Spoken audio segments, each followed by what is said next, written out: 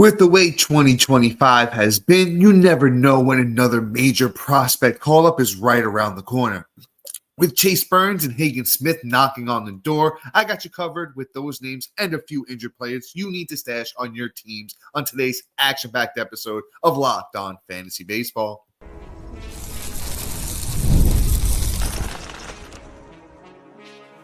You are Locked On Fantasy Baseball, your daily fantasy baseball podcast. Part of the Locked On Podcast Network, your team every day. Hello, fantasy baseball fanatics, and welcome to the Locked On Fantasy Baseball podcast, brought to you by the Locked On Podcast Network, your team every day. As always, we're your number one source of fantasy baseball knowledge, and thank you for making us your first listen each and every day. I'm your host, Dominick Martino, riding solo today, as you can see if you're watching on YouTube. And if you are watching on YouTube and you haven't already, hit that little bell below. It's going to subscribe you to the channel and give you a notification every time we drop a new episode. Or if you're listening on the audio side of things on a platform like Apple or Spotify, that allows 5-star ratings and reviews. We would truly appreciate it if you do that for us as well. And lastly, but what might be most important to you guys, and especially Matt and I at this time of year, give us a chance on the Insider's Track. Through the Insider's Track, you're going to get exclusive updates and information that we can't give on this 30-minute podcast, including our waiver wire episodes. We do those, you're going to get those guys ranked, and then when those big name prospects get called up, you're going to get a text messaging notification going right to your phone. And once again, you can get all of that on the Insider's Track. The link's in our bio wherever you're listening, watching, and it's available on any of our social media platforms. And this episode is brought to you by Monarch Money. Take control of your finances with Monarch Money. Use the code LOCKEDONMLB at monarchmoney.com for 50% off your first year. And all right, guys, literally I want to say almost every day, if not every other day for the past 2-3 weeks, it seems like another major prospect is getting called up, right? And it's been wild. A bunch of huge names. We got Mizorowski, Brady House, Christian Moore, just so many big call-ups over like I said, the last 2 weeks even. And it's just been wild. So today I have, 5 major prospects that could be next. And then we're going to do 5 injured players that you need to stash on your team. But let's start off with the big number one guy here. Potentially huge impact player. Chase Burns, starting pitcher for the Cincinnati Reds. It is a tough park to pitch in, but we've seen pitchers be successful in Cincinnati before. And listen, if there's anyone that's going to do it, I think Chase Burns has a good shot. He's 22 years old. He's 6'3", he's 210 pounds. Great repertoire. He's got a really good fastball. He gets up there, touches like 102. So, really, really good fastball. But he likes to live around 98, averages around there. It's pretty cool because, his slider, upper 80s, which is awesome. Big swing and miss pitch. He also has a low 80s curveball that gives him another pitch in there as well, which is above average. Has a changeup too, doesn't throw that as much, but you know what, man, just to have all of that in the arsenal is really cool to see. The control is where, I guess if you had to knock the kid for anything, it might be, maybe just love to see a little more control, but he is pretty good with that already. 12 starts this year in the minors, a 1.83 ERA, 59 innings pitched, 82 strikeouts. Batters are hitting 170 against him, and he has a 180 whip. He had just been called up to AAA not too long ago. He's made 1 start there. He gave up 2 runs in 5.1 innings, 4 hits, 4 walks. So, that's where I said the control comes into play as he gets up to those higher levels. But did pretty well. It wasn't really too bad. He's probably going to get a few more there. We're going to need to see some dominance at AAA before Cincinnati gives him the call. But Chase Burns is the number 11 prospect in all of Major League Baseball, according to MLB.com. So he's up there, man. He's next up. A lot of these other guys have come up already. Anthony's up. We talked about Bubba Chandler last week. I probably still got Bubba Chandler over him. MLB.com has Painter over him. That's a close one, but otherwise it's our boy here, Chase Burns. So I think he is probably, like I said, if Bubba Chandler's owned in your league, Chase Burns is my next favorite starting pitcher to stash. I'd say, yeah, we're getting close to the time, especially if that next start for Chase Burns is really, really good. It's definitely going to be time to stash him. So look out for him. Like I said, big fastball, good slider, another pitch in the curveball. Good arsenal there. So kid's got a lot of talent. Only knock is, like I said, the control a little bit, and he pitches in Cincinnati for his home games. But otherwise, kid could be electric. Let's move on to another starting pitcher. Guys, be prepared. We got a bunch of starting pitchers to go over today here in the prospects world. And this is around the time of year that they start getting called up. And if not, right after the All-Star break. Let's go to the White Sox. Let's talk Hagen Smith. I think the White Sox are going to make some moves here at the trade deadline. They're going to give up some of the guys in the rotation, probably, maybe Luis Robert moves. Maybe it makes room for a guy like Hagen Smith and Noah Schultz, his teammate, who we've talked about on this podcast before, to get into that rotation. And I think out of the two, Hagen Smith gets slept on a little bit because of the hype of Schultz. Hagen Smith is 6'3", 235. Once again, starting pitcher, 21-year-old for the Chicago White Sox in their minor league system right now. Also, another guy with a really good fastball, gets up to 100, lives around 97, 96. His slider, even better than the fastball, got a lot of movement, overwhelms hitters when it comes at them. He also throws a splitter, which is, his third pitch there. Something he needs to work on the command with, but overall, still another pitch in that arsenal to throw hitters off. And he's been getting some great results at AA this year in the minors. 7 starts for Hagen Smith, 2.10 ERA, 25 innings pitched, 42 strikeouts, has only given up 1 homer, 133 is what batters are hitting against him. 1-2-1 whip, just because of those 20 walks and 25 innings is a high number. This is a guy, like I said, at 6'3", 235, has the frame for it, man.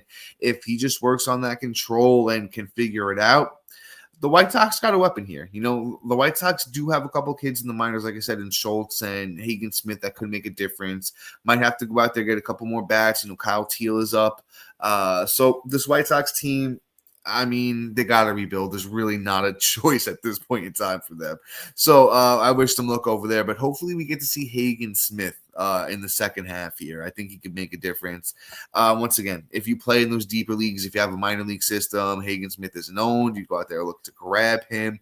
If you have any spots, and your Bubba Chandlers and Painters and Chase Burns are owned, definitely Hagen Smith is somebody to look at. Let's go down the line a little bit even more. Let's talk about Travis Sakura of the Washington Nationals. Once again, guys, like I said, we're in a little bit of a pitching mindset today. Sakura, another big guy. He is 6'6", 232, so he is even bigger than Hagen Smith. And honestly, results-wise, he's been a little bit better, man. 8 starts this year for Sakura, an 0.93 ERA, 29 innings pitched, 55 strikeouts, only 9 hits and 5 walks. Batters are hitting 0.96 against him, an 0.48 whip. The kid's been electric, to say the least, so far this year. Don't know if he gets to the bigs this year because, he hasn't gotten past high A. But he's just been so dominant. I wouldn't be surprised if, he breezes through AA and they just move him to the bigs. Depends on what the Nationals need and or want to do, right? So the thing with Sakura, like I said, got a decent fastball. Doesn't throw as hard as the previous pitchers we talked about. Tops at around about 97, 98. Averages around 95, 96. But his breaking stuff is where he really takes it to the next level. Has a really, really good splitter that he's got decent command of. Actually pretty good command of. A slider that also, gets whiffs. And the slider splitter move the opposite direction from each other. So, they almost come out of his hand the same way. But, when he leads with that fastball, which is pretty good, and then comes in, you don't know if you're getting a sinker or a slider, and kind of leaves you guessing a lot of the time, and you look silly. So Sakura could be a guy that could help the Nationals this year if they need him to, I think. But once again, 21 years old, still fairly young, hasn't got past high A yet. But Travis Sakura, somebody that I personally am really high on him. I think he could be a difference maker going forward here in the future. But guys, with that said, we still got to talk about another starting pitcher in Jonah Tong. And then we have a bat finally in Franklin Arias. And then let's move into some injury stashes like Emmett Sheehan. And guys, I got those names and more coming up next.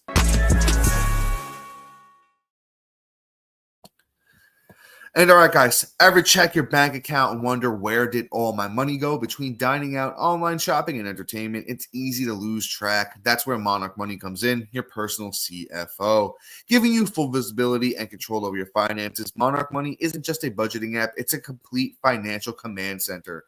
You can track all your accounts, investments, and spending in one place, so you just stop spending your money and you stop just managing your money and start building your wealth. With their surprising insights, I know personally when I first started using Monarch, I realized how much I was just spending on food delivery. And guys, between that and the drive-through, that they always get you one way or another. But now I budget smarter and save more. With their easy collaboration, managing money with your partner is smoother than ever. You can track shared and personal accounts, set goals, and stay on the same page without the stress. Take control of your finances with Monarch Money. Use the code LOCKEDONMLB at monarchmoney.com for 50% off your first year. That's monarchmoney.com, code LOCKEDONMLB for half off your first year.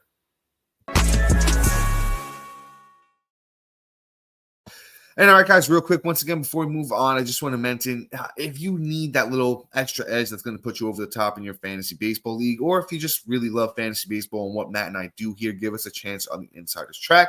Through that, you're going to get our waiver wire players. We do this episodes, you're going to get them ranked, and we're going to give you, how you should prioritize those guys when you're picking them up.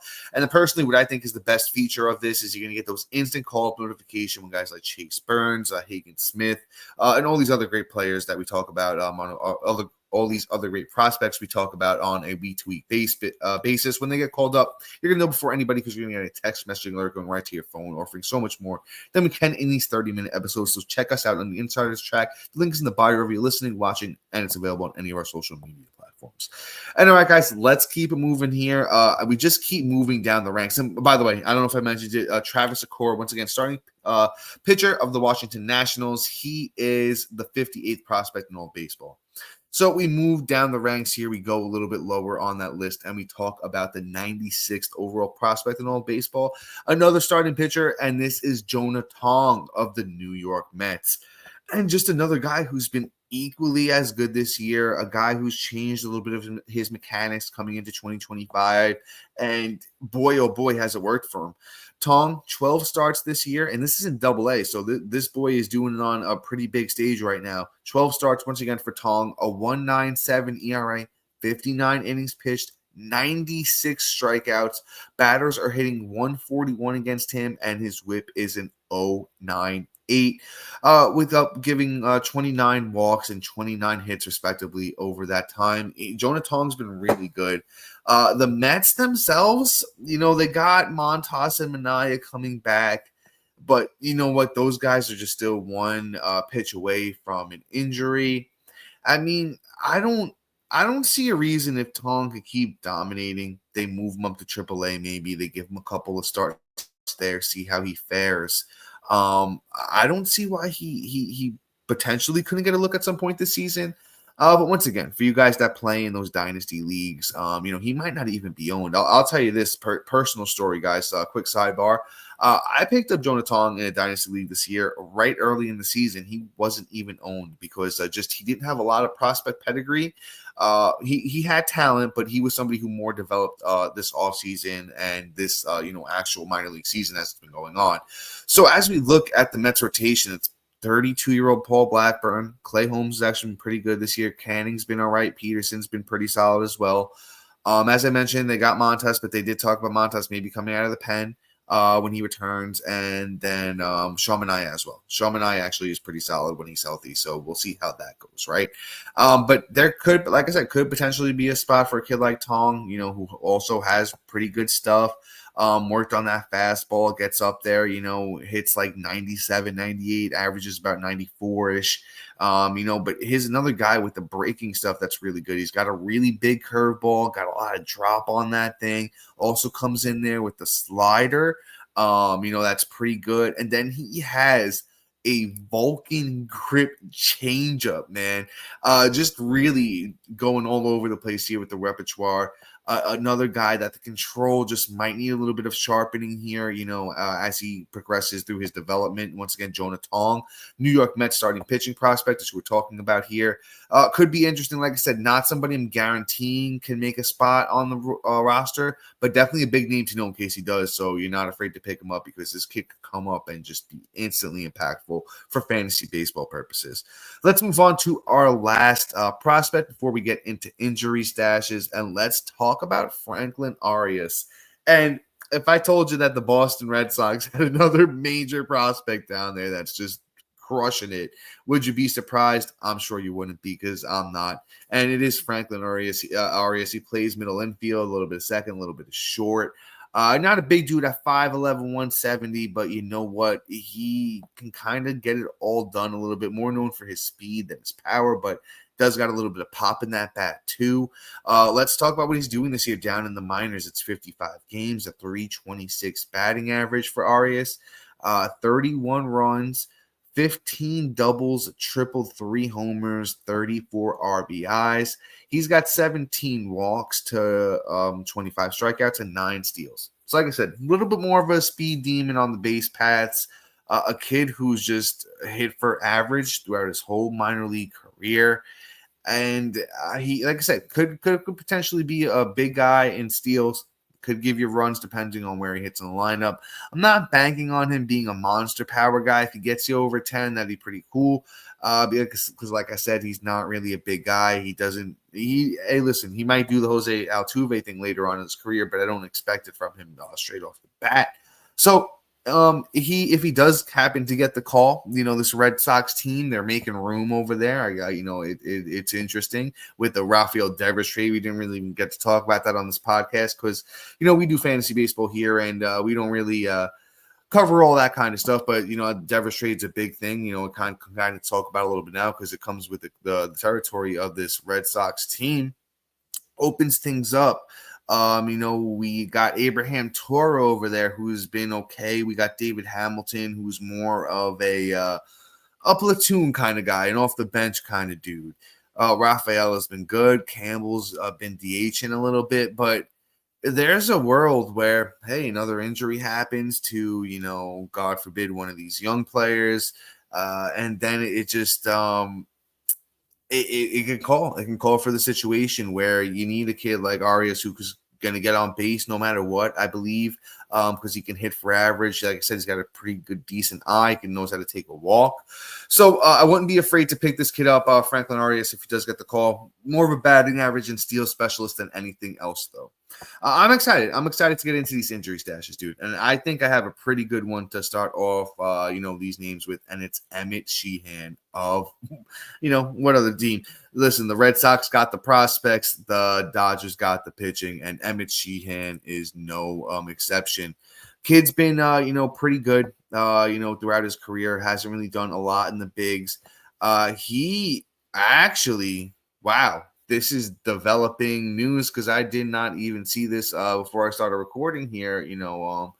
He's actually starting tomorrow or today as you guys are listening to this. I do apologize. I didn't know that was happening.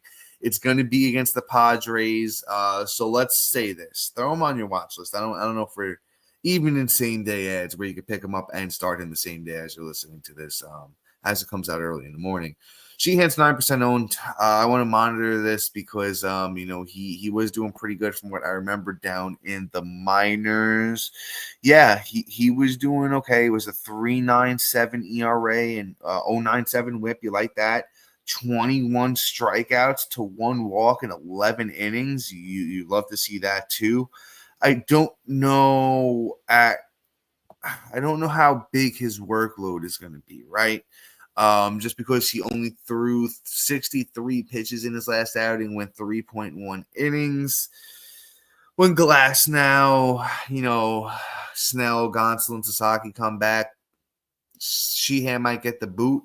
But for now, a kid who, has a pretty good track record throughout his minor league career could be pretty interesting for fantasy baseball purposes. But guys, before we jump into Reese Olson, we got Zach Geloff, who might actually make an appearance again this season, Tyler O'Neill, and more coming up next.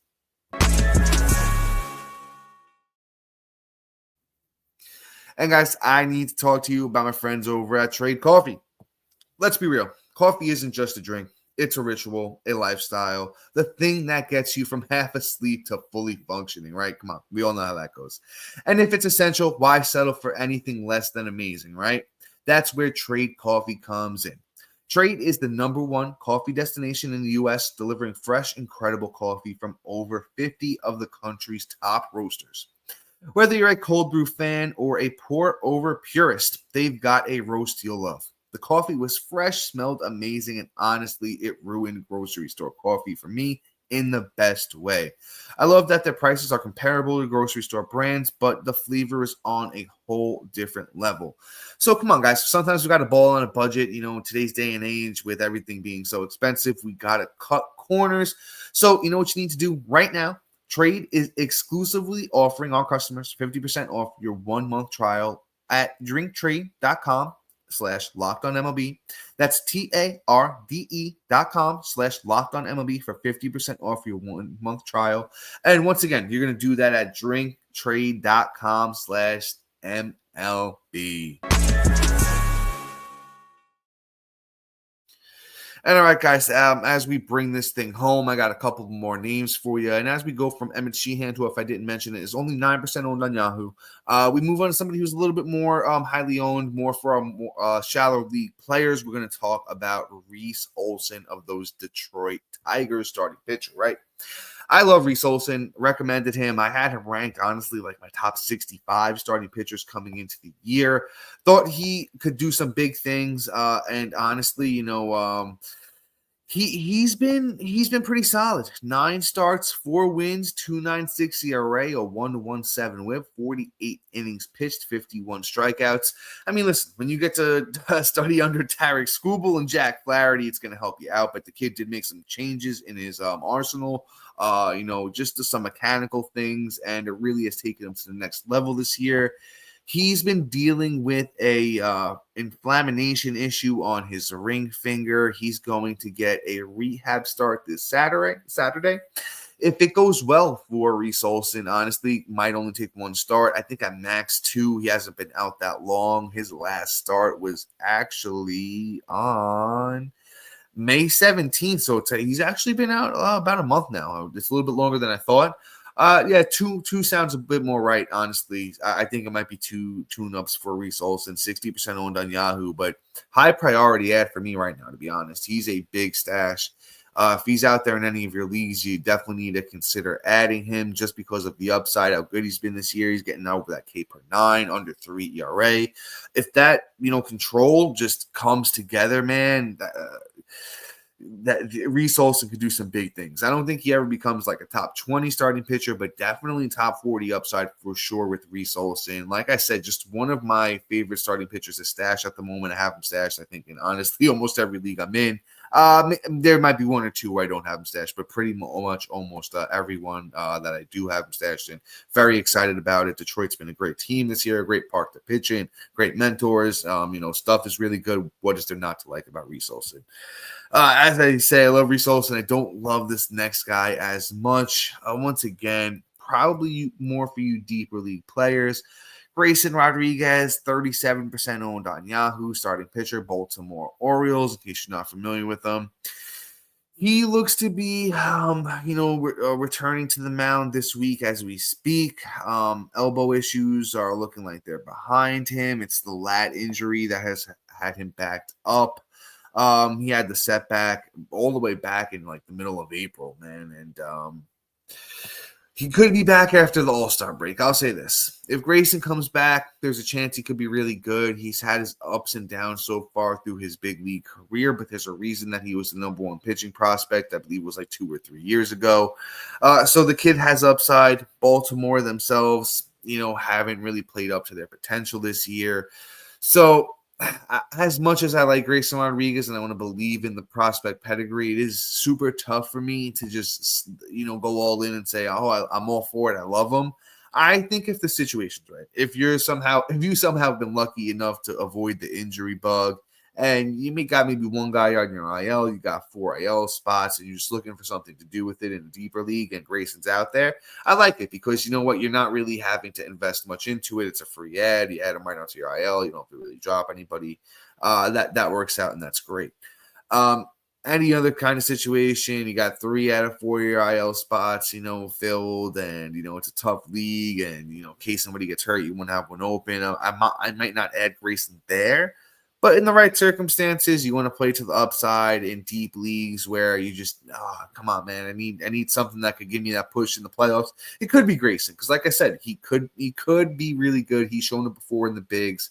It's just tough to believe in Grayson at this point with how bad the injuries have built up on him, and we haven't really seen him live up to the upside in a consistent form. It's been more in short spurts. Okay, let's keep things pushing. Let's move on to this next guy. Let's talk about Zach Gelof of that Athletics team. The Athletics have been pretty surprisingly, solid this year. I love that lineup, even though they've dealt with some injuries. Gelof could be back and help that cause. 9% owned on Yahoo, by the way, and he is second base eligible.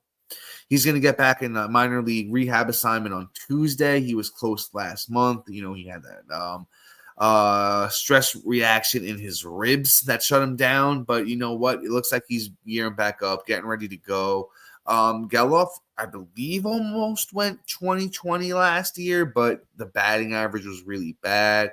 I'll have those numbers for you in a second here to be exact. Just want to double check myself here.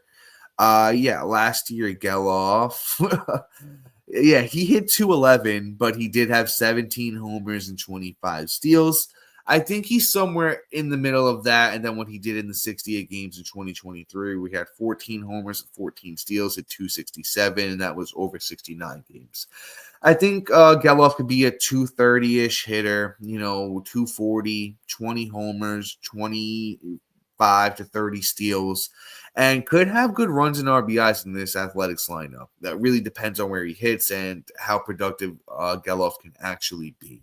He's still fairly young, 24 years old. Has had some really good seasons down in the minors. He's 6'2", 205. He's one of those, big baseball boys that, can hopefully stay healthy once he figures this out. I was going to say one of those. We usually refer the big guys to staying healthy, but sometimes they don't.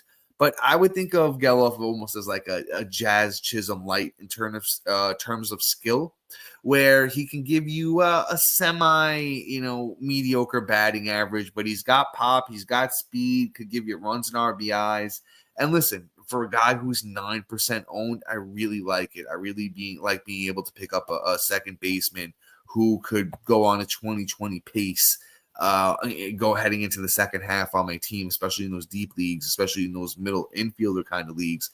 Zach Gelof could be very interesting. We've seen him be successful in the bigs before. We've seen him be very successful in the minors before.